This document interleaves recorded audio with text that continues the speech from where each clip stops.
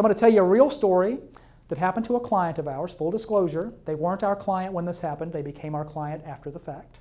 So in August of 2018, this person who's now our customer, he's the CEO of a wealth management firm, he got an email from someone that he knew, and it said, hey, you've received an encrypted message from Bob, and click here to get your Microsoft Office 365 encrypted message. And if you've ever received a message, an encrypted message through Office 365, it gives you two choices. Choice number one is log in with your Office 365 credentials. Choice two is request a one-time password. So Joe said, well, I've got an Office 365 account. I'll just use my credentials. So he clicked on option number one.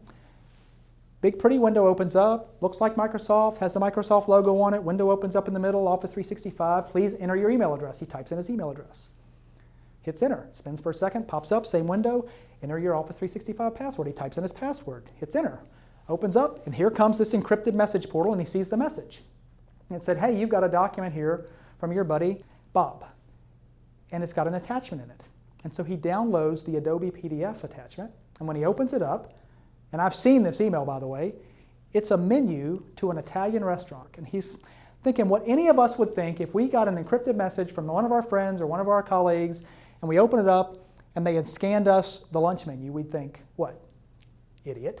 What's this guy doing? I mean, we just think bonehead or whatever, and you probably delete it. We're all busy. You forget about it, and you move on with your life. Some of you have probably already figured out what just happened, but we'll go on to the rest of the story. So that was the middle of August.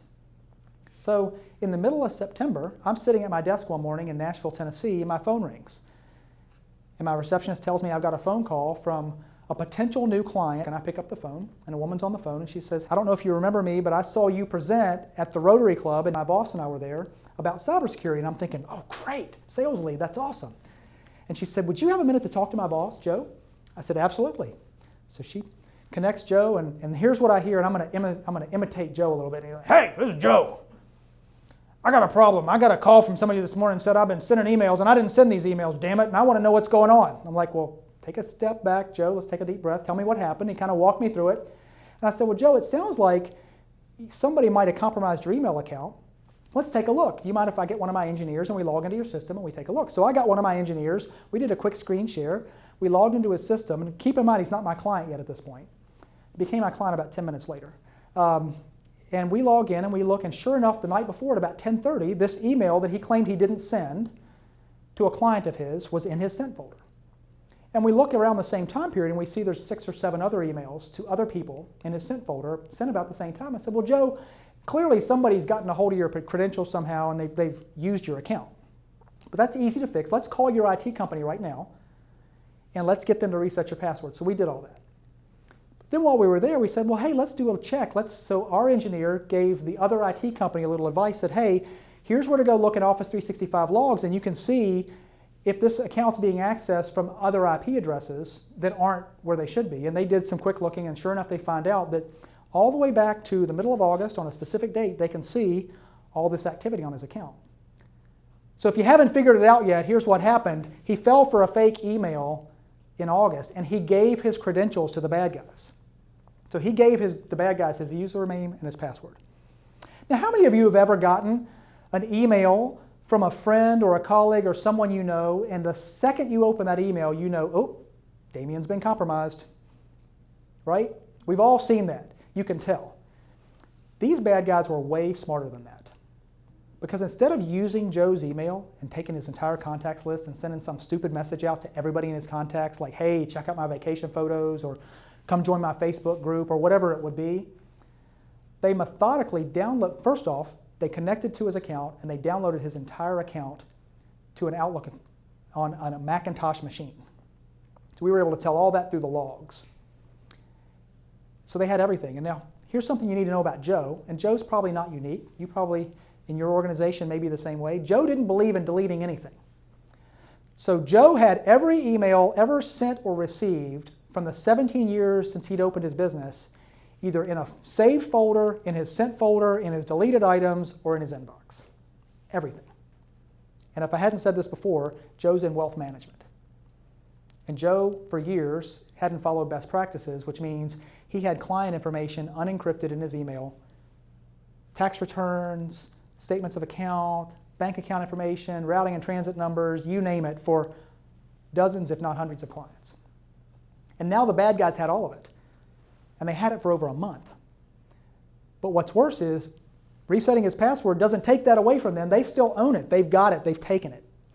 There's nothing you can ever do about that. So we were able to figure all this out, but long and short of it is, here's what happened. Over that 30 days that they had access to his account, they stole over $1 million from Joe's clients by tricking them into moving money, transferring money, or wiring money based upon emails that came from his account, because they learned how he wrote, to whom he wrote, how he would have worded things, and they sent to his clients what they thought were legitimate wiring instructions and requests for them to move money. And those clients moved that money at his request. But you know, they didn't even say, hey, let's go take $1 million one time. They did it in $5,000, $10,000, $15,000 increments. All these things that were under the radar that were very normal. That's a business email compromise. Now guess what?